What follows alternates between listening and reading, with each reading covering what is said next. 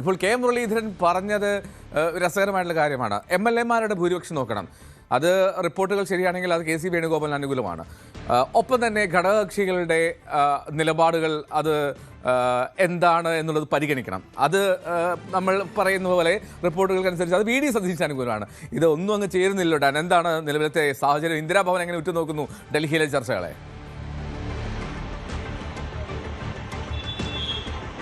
ഈ സങ്കീർണമായ സാഹചര്യമാണ് മുഖ്യമന്ത്രി സ്ഥാനത്തേക്ക് ആരെ കൊണ്ടുവരും എന്നതിനെ ഏറ്റവും ആകാംക്ഷാഭരിതമായ ഒരു തരത്തിലേക്ക് ഈ ചർച്ചകളെ എത്തിച്ചിരിക്കുന്നത്. കാരണം MLA-മാരുടെ പിന്തുണയുള്ളയാൾക്ക് ഘടകകക്ഷികളുടെ പിന്തുണ ലഭിക്കുന്നില്ല. ഘടകകക്ഷികൾ പിന്തുണയ്ക്കുന്ന ആൾക്ക് MLA-മാരുടെ പിന്തുണ സ്വന്തം പാർട്ടിയിൽ നിന്ന് ലഭിക്കുന്നില്ല. ഇങ്ങനെ അസാധാരണമായ ഒരു രാഷ്ട്രീയ സാഹചര്യത്തിലാണ് കോൺഗ്രസ് എത്തി നിൽക്കുന്നത്. അതുകൊണ്ട് തന്നെയാണ് കോൺഗ്രസിന്റെ ദേശീയ നേതൃത്വത്തിന് ഇതിലൊരു തീരുമാനം അനായാസേന എടുക്കുന്നതിന് വലിയൊരു ബുദ്ധിമുട്ട് നേരിടുന്ന പശ്ചാത്തലം ഇപ്പോൾ ഉണ്ടായിരിക്കുന്നത്. അതുകൊണ്ടാണ് ഞാൻ കഴിഞ്ഞ ദിവസങ്ങളൊക്കെ സൂചിപ്പിച്ച കാര്യം വീണ്ടും ആവർത്തിക്കുന്നത്. KC വേണുഗോപാൽ മുഖ്യമന്ത്രി സ്ഥാനത്തേക്ക് ഈ വെല്ലുവിളികളെയും പ്രതിഷേധങ്ങളെയും ഒക്കെ അതിജീവിച്ചുകൊണ്ട് ഒന്നും കണ്ടില്ല എന്ന് നടിച്ചുകൊണ്ട് MLA-മാരുടെ പൂർണ്ണ പിന്തുണയുള്ള നിയമസഭാ കക്ഷി നേതാവ് എന്ന നിലയിൽ അദ്ദേഹത്തിന് വേണമെങ്കിൽ കടന്നുവരാം, ഉപതെരഞ്ഞെടുപ്പിനെ നേരിടാം. പക്ഷേ അത് വലിയ രണ്ട് റിസ്കുകളിലേക്ക് നയിക്കും. കാരണം ഇന്ന് നടന്ന പ്രകടനങ്ങളിൽ പ്രവർത്തകരുടേതെന്ന പേരിൽ ഉണ്ടായിരിക്കുന്ന വലിയ തരത്തിലുള്ള ആക്രോശങ്ങൾ നമ്മൾ കണ്ടതാണ്. അവർ ആവർത്തിച്ച് പറഞ്ഞു ഉപതെരഞ്ഞെടുപ്പുണ്ടായാൽ തോൽപ്പിച്ച് കളയുമെന്ന്. അത് ആവർത്തിക്കുകയാണ്. ഇരിക്കൂറിലും അതോടൊപ്പം ആലപ്പുഴയിലുമൊക്കെ സമാനമായ തരത്തിലുള്ള പ്രതിഷേധങ്ങൾ ഉണ്ടാകുന്ന കാഴ്ചയാണ് ഇന്നലെ നമ്മൾ കണ്ടത്. അങ്ങനെ KC വേണുഗോപാൽ സംസ്ഥാനത്തേക്ക് മുഖ്യമന്ത്രിയായി എത്തിയാൽ വരാനിരിക്കുന്നത് 2 ഉപതെരഞ്ഞെടുപ്പുകളാണ്. ആ 2 ഉപതെരഞ്ഞെടുപ്പുകളിൽ തിരിച്ചടി നേരിട്ടാൽ അത് ആരുടെ ഉത്തരവാദിത്തമായി മാറും? ഇതാണ് ഏറ്റവും പ്രധാനപ്പെട്ട കാര്യം. ഹൈക്കമാൻഡ് അത് കൃത്യമായി പരിഗണിക്കും. കാരണം ലോക്സഭയിൽ കോൺഗ്രസിന് ഒരു MPയെ നഷ്ടമാകുക എന്ന് പറഞ്ഞാൽ അത് വലിയ കാര്യമാണ്. അതുകൊണ്ട് തന്നെ അങ്ങനെ ഒരു തീക്കളിക്ക് ഹൈക്കമാൻഡ് നിൽക്കുമോ എന്നതാണ് അറിയേണ്ടത്. അതേസമയം KC വേണുഗോപാൽ പക്ഷം ഒരു കാരണവശാലും VD സതീശനെ പിന്തുണയ്ക്കില്ല എന്ന നിലപാട് അസംയുക്തമായി ഹൈക്കമാൻഡിനെ അറിയിക്കുകയും ചെയ്തിരിക്കുകയാണ്. അങ്ങനെ ഒരു സാഹചര്യം ഉണ്ടാകുന്നതാണ് രമേശ് ചെന്നിത്തലയുടെ സാധ്യത വർദ്ധിപ്പിക്കുന്നത്. അങ്ങനെ ഒരു പശ്ചാത്തലത്തിൽ ചെന്നിത്തലയെ മുതിർന്ന നേതാവെന്ന പരിഗണന നൽകിക്കൊണ്ട് ഹരിപ്പാട് നിന്ന് ജയിച്ച ഒരു MLA എന്ന പരിഗണന നൽകിക്കൊണ്ട് അദ്ദേഹത്തിന് മുഖ്യമന്ത്രി പദത്തിലേക്ക് വഴിയൊരുങ്ങുമോ എന്നതിൽ മാത്രമാണ് ഇനിയൊരു വ്യക്തത ഉണ്ടാകാനുള്ളത്. ഒന്നുകിൽ KC വേണുഗോപാൽ, അതല്ല എങ്കിൽ KC വേണുഗോപാലിന്റെ പിന്തുണയോടെ മറ്റൊരാൾ. ഇത് രണ്ടിൽ ഏതെങ്കിലും ഒന്നായിരിക്കും സംഭവിക്കാൻ സാധ്യതയേറെ. അതേസമയം VD സതീശൻ ഇതിൽ സ്വീകരിക്കുന്ന നിലപാട് നിർണായകമാകും. മുഖ്യമന്ത്രി പദത്തിൽ കുറഞ്ഞ ഒന്നും അംഗീകരിക്കാനാവില്ലെന്ന നിലപാടിൽ VD സതീശനും അദ്ദേഹത്തെ അനുകൂലിക്കുന്ന ഘടകകക്ഷി നേതാക്കളുമൊക്കെ ഉറച്ചു നിൽക്കുകയാണ്. അങ്ങനെ ഒരു പശ്ചാത്തലത്തിൽ പുതിയൊരു മന്ത്രിസഭ, ചരിത്ര വിജയത്തിന് ശേഷം പുതിയൊരു മന്ത്രിസഭ രൂപീകരിക്കുമ്പോൾ പ്രതിപക്ഷത്ത് അന്ന് പാർട്ടിയെ നയിച്ചിരുന്ന പ്രതിപക്ഷ നേതാവ് ഒരു നിർണായക പദവിയിൽ സർക്കാരിന്റെ ഭാഗമല്ല എങ്കിൽ അതുണ്ടാക്കാനിടയുള്ള ഒരു അവമതിപ്പ്, പൊതുസമൂഹത്തിനിടയിൽ ഉണ്ടാക്കാനിടയുള്ള അവമതിപ്പ്, അതും ഹൈക്കമാൻഡിനെ മുഖവിലക്കെടുക്കേണ്ടി വരും. VD സതീശന്റെ ആ സമ്മർദ്ദ നീക്കം ഫലം കാണുമോ? ഹൈക്കമാൻഡ് അതിനോട് ഏത് തരത്തിൽ പ്രതികരിക്കും എന്നതാണ് ഇനി ഈ വിഷയത്തിൽ നിർണായകമായി മാറാൻ പോകുന്നത്. റൈറ്റ്, ഡാൻ തുടരണം. കിരൺ ബാബുവിലേക്ക് കൂടി പോകുന്നു. കിരൺ, എനിക്ക് തോന്നുന്നു കിരൺ ഡൽഹിയിൽ കേരള ഹൗസിലാണെന്ന് തോന്നുന്നു. എന്താണല്ലോ അവിടുത്തെ ഒരു മൂഡ് എന്താണ് കിരൺ? സാധാരണ ഇത്തരം സാഹചര്യങ്ങൾ വരുമ്പോൾ നേതാക്കൾ എത്തുമ്പോൾ ഒക്കെ അവിടെ കൂട്ടമായി പ്രവർത്തകർ എത്താറുണ്ട്. ഇന്നലെ രാത്രി VD സതീശൻ വന്നപ്പോൾ അവിടെ ഒരുപാട് VD സതീശന്റെ അനുകൂലിച്ചുകൊണ്ടുള്ള മുദ്രാവാക്യങ്ങളൊക്കെ കേട്ടിരുന്നു, ദൃശ്യങ്ങളൊക്കെ കണ്ടിരുന്നു. അതിനു മുമ്പ് ഒരു കാര്യം ചോദിക്കട്ടെ. ഈ ഫ്ലൈറ്റിൽ ഈ രമേശ് ചെന്നിത്തല VD സതീശൻ ഒരുമിച്ചായിരുന്നല്ലോ യാത്ര. കിരണും ആ ഫ്ലൈറ്റിലുണ്ടായിരുന്നു. അപ്പോൾ എങ്ങനെയാണ് ഇവർ തമ്മിലുള്ള ഒരു ബോഡി ലാംഗ്വേജ്, ഇവർ തമ്മിലുള്ള സംസാരമൊക്കെ ഉണ്ടായോ? എന്തായിരുന്നു ഫ്ലൈറ്റിലൊരു മൂഡ് എന്തായിരുന്നു? ഇറങ്ങുന്ന സമയത്തൊക്കെ ഇവർ തമ്മിൽ സംസാരമൊക്കെ ഉണ്ടായിരുന്നു?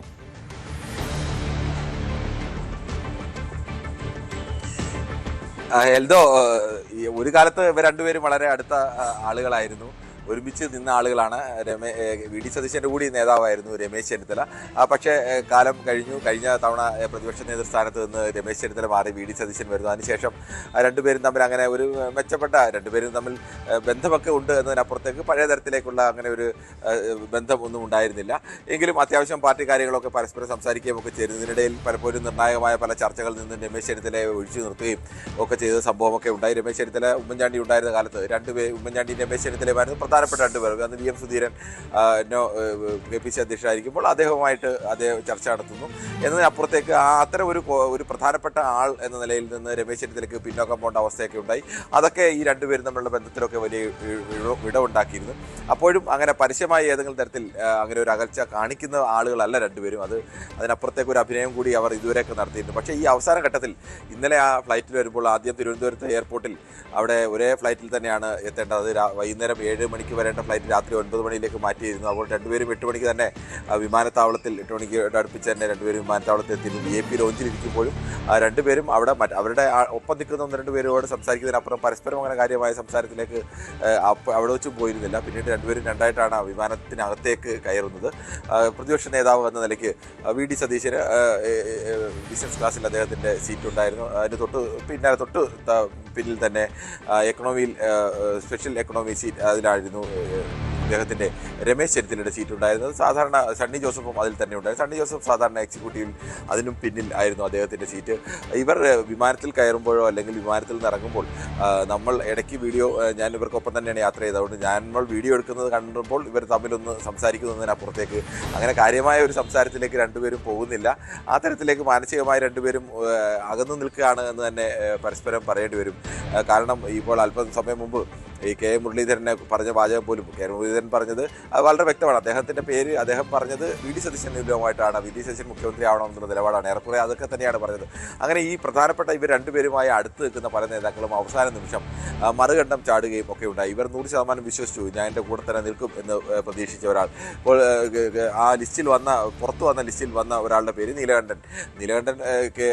രമേശ് ചെന്നിത്തലയ്ക്കൊപ്പം നിൽക്കുമെന്ന് രമേശ് ചെന്നിത്തല ആത്മാർത്ഥമായി വിശ്വസിക്കുന്നു. അങ്ങനെയല്ല, നീലകണ്ഠൻ്റെ പേരല്ല, പ്രദീപിൻ്റെ പേരാണ് രമേശ് ചെന്നിത്തല ആദ്യം പറഞ്ഞത്. അതുകൊണ്ട് നീലകണ്ഠൻ നിൽക്കുന്നത് VD സതീശനൊപ്പമാണ് എന്ന് VD സതീശന് വരുന്നു. അങ്ങനെ പല നേതാക്കളെ സംബന്ധിച്ചും ഈ അവസാന നിമിഷം ഇവരെങ്ങോട്ട് ചാടി പരസ്പരം മാറിപ്പോയിട്ടുണ്ടോ അങ്ങനെയൊക്കെയുള്ള വല്ലാത്തൊരു മാനസികാവസ്ഥ. സ്വാഭാവികമായിട്ട് അറിയാം, ഒരു നേതാവിനെ സംബന്ധിച്ച് അവർ മുഖ്യമന്ത്രി സ്ഥാനം എന്ന് പറയുന്നത് ഇപ്പോൾ കിട്ടിയില്ലെങ്കിൽ ഇനി VD സതീശനെ സംബന്ധിച്ച് വേണമെങ്കിൽ 61 വയസ്സുള്ള VD സതീശന് ചിലപ്പോൾ കാത്തിരിക്കാൻ സമയം കാണും. രമേശിന് വേണമെങ്കിൽ ഇപ്പോൾ VS-ൻ്റെ ഒക്കെ കഥ എടുത്താൽ അത് അത്യപൂർവമായ ഒന്നാണ്. അങ്ങനെയാണെങ്കിൽ കാത്തിരിക്കാൻ രണ്ടുപേർക്കും സമയമൊക്കെ. കേരളത്തിൻ്റെ ചരിത്രം പരിശോധിച്ചാൽ 5 വർഷം, ഇനി അടുത്ത 5 വർഷം തുടർഭരണം ഉണ്ടാകുമോ ഇല്ലയോ എന്ന് അറിയില്ല. സാധാരണഗതിയിലാണെങ്കിൽ മറിച്ച് ഭരണം വരുന്നത് പിന്നെയും ഒരു 5 വർഷം കഴിച്ച് 10ാമത്തെ വർഷം കാത്തിരിക്കേണ്ടി വരും. അപ്പോൾ ഇവരൊക്കെ 70 പ്രായം, അതിന് വലിയൊരു പ്രായത്തിലേക്കൊക്കെ ഇവർ പലരും എത്തേണ്ടി വരുന്ന ഒരവസ്ഥ. എന്തായാലും അതിൻ്റെ ഒരു ടെൻഷൻ ഇവരുടെ എല്ലാം മുഖത്തുണ്ടായിരുന്നു എന്നുള്ളത് വളരെ വ്യക്തമാണ്. ഫ്ലൈറ്റിലെ സംസ്ഥാനങ്ങൾ കുറവാണ്, വ്യക്തമാണ്. ഫ്ലൈറ്റ് കഴിഞ്ഞ് ഫ്ലൈറ്റിൽ നിന്ന് ഇറങ്ങി ടെർമിനലിലേക്ക് പോകുന്ന ബസ്സിൽ പോലും രണ്ടിടത്ത് രണ്ടായി ഇറങ്ങുന്നു. ഒക്കെ ആ ദൃശ്യങ്ങളുണ്ട്. കിരൺ തന്നെയാണ് ആ ദൃശ്യങ്ങൾ പങ്കുവച്ചത്. കിരൺ ബാബു, ഒരു നിമിഷം ഞാൻ ഡാനിലേക്ക് പോയിട്ട് വരാം.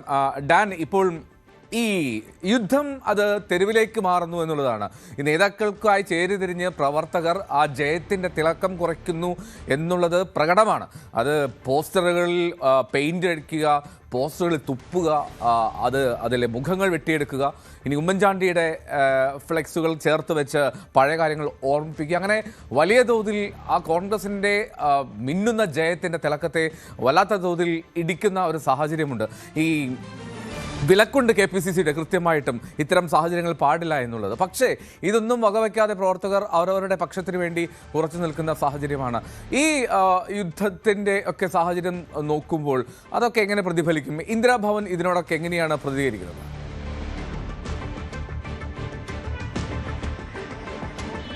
ഏതെങ്കിലും ഒരു നേതാവിന് വേണ്ടി മുദ്രാവാക്യം വിളിക്കുന്നതോ അവർക്ക് അനുകൂലമായി പ്രകടനം നടത്തുന്നതിലോ ആർക്കും ഒന്നും ചെയ്യാൻ കഴിയില്ല. കാരണം ഇത് കോൺഗ്രസ് ആണ്. കോൺഗ്രസ് ഉള്ള കാലം മുതൽ പല ഗ്രൂപ്പുകളുണ്ട്, പല ചേരികളുണ്ട്. ചേരി തിരിഞ്ഞുള്ള മുദ്രാവാക്യം വിളികൾ ഈ പാർട്ടിയിൽ പതിവുമാണ്. പക്ഷെ അതിനപ്പുറത്തേക്ക് ഒരു ഭാഗത്തെ തങ്ങളുടെ നേതാവിനെ ഉയർത്തിക്കാണിക്കുന്നതിനായി മറുഭാഗത്തെ ഇകഴ്ത്താനായി ബോധപൂർവ്വം നടത്തുന്ന നീക്കങ്ങളാണ് പലപ്പോഴും പരിധി വിടുന്ന തരത്തിലേക്ക് മാറിയത്. അങ്ങനെയൊന്നാണ് ഇന്നലെ തലസ്ഥാനത്തുണ്ടായത്.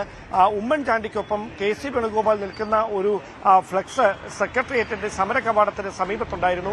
അത് മാധ്യമങ്ങൾ നോക്കി നിൽക്കെ അതിനു മുകളിൽ കരിയോയിൽ ഒഴിച്ചുകൊണ്ട് KC വേണുഗോപാലിന്റെ ചിത്രം, ഉമ്മൻചാണ്ടിക്കൊപ്പമുള്ള ചിത്രം കീറിയെറിയുന്ന സാഹചര്യത്തിലേക്ക് കാര്യങ്ങൾ എത്തിയതോടെയാണ് ഇത് മറ്റൊരു തരത്തിലേക്ക് മാറിയത്.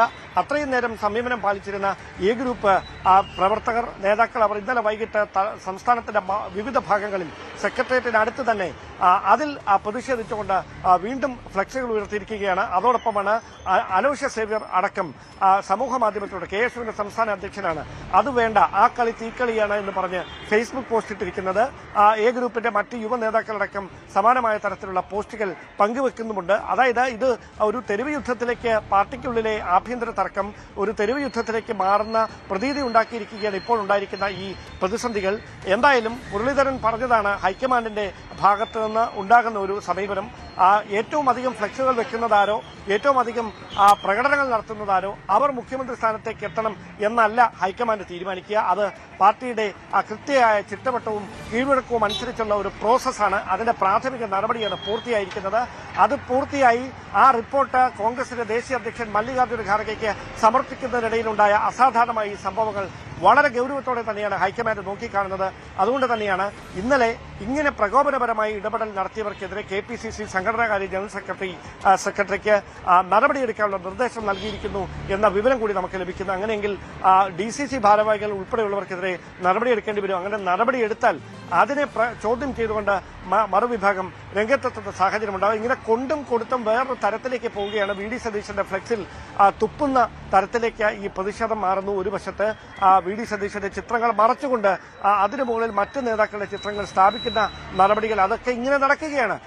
എന്തായാലും ഇത് നേതാക്കൾക്കിടയിൽ ഉണ്ടായ ഈ ഭിന്നത, അഭിപ്രായ വ്യത്യാസം അത് അണികൾ കൂടി ഏറ്റെടുക്കുന്ന സാഹചര്യത്തിലേക്ക് കാര്യങ്ങൾ എത്തിയതോടെ കോൺഗ്രസിലെ പഴയ ഗ്രൂപ്പ് പോര് തിരികെ വരികയാണോ? ബദ്ധവൈരികൾ എന്ന പോലെ നേതാക്കൾ തമ്മിൽ അങ്ങോട്ടും ഇങ്ങോട്ടും പടവെട്ടുന്ന അസാധാരണമായ ഒരു രാഷ്ട്രീയ സാഹചര്യത്തിലേക്ക് കോൺഗ്രസ് ക്യാമ്പ് എത്തുകയാണോ എന്ന് പറയേണ്ടി വരും ഇപ്പോഴത്തെ സാഹചര്യത്തിൽ. അതിനിടയിലാണ് ഈ 102 സീറ്റ് നേടിയതിന്റെ തിളക്കവുമായി അധികാരത്തിലേക്ക് എത്താൻ പോകുന്ന പാർട്ടിക്ക്, മുന്നണിക്ക് മുഖ്യമന്ത്രി ആരാകണമെന്ന കാര്യത്തിൽ കൃത്യമായൊരു ധാരണയിലേക്ക് എത്താൻ കഴിയാതിരിക്കുന്ന ഒരു സാഹചര്യം ഉണ്ടായിരിക്കുന്നത്. സാങ്കേതികമായി MLA-മാരുടെ പിന്തുണ KC വേണുഗോപാലിന് അനുകൂലമാകുമ്പോൾ ഇതൊരു കൂട്ടുകക്ഷി മുന്നണിയായതിനാൽ അവിടെ ഘടകകക്ഷികൾ അടയ്ക്കുന്ന നിലപാടടക്കം നിർണായകമായി മാറുന്ന ഒരു പശ്ചാത്തലത്തിൽ എങ്ങനെ MLA-മാരുടെ മാത്രം പിന്തുണ വെച്ചുകൊണ്ട് KC വേണുഗോപാലിന് ഡൽഹിയിൽ നിന്ന് കേരള മുഖ്യമന്ത്രിയായി പറന്നിറങ്ങാൻ കഴിയും എന്ന ഒരു ഏറ്റവും സങ്കീർണമായ ചോദ്യം ഉയരുന്നത് അവിടെയാണ്. ആ സാഹചര്യത്തിൽ പ്രതീക്ഷ വെച്ച് കാത്തിരിക്കുകയാണ് രമേശ് ചെന്നിത്തലയും. ഇതിൽ സോണിയാഗാന്ധിയും രാഹുൽ ഗാന്ധിയും ആർക്കൊപ്പം നിലപാടെടുക്കും എന്നതാണ് രാഷ്ട്രീയ കേന്ദ്രങ്ങൾ ആകാംക്ഷയോടെ ഉറ്റുനോക്കുന്നത്. റൈറ്റ്, ഓക്കെ, അത് വളരെ പ്രധാനപ്പെട്ട ഒരു പോയിന്റാണ്. ഞാനത് കിരൺ, കൂടുതൽ വാർത്തകൾക്ക് News 18 കേരളം യൂട്യൂബ് ചാനൽ സബ്സ്ക്രൈബ് ചെയ്യുക.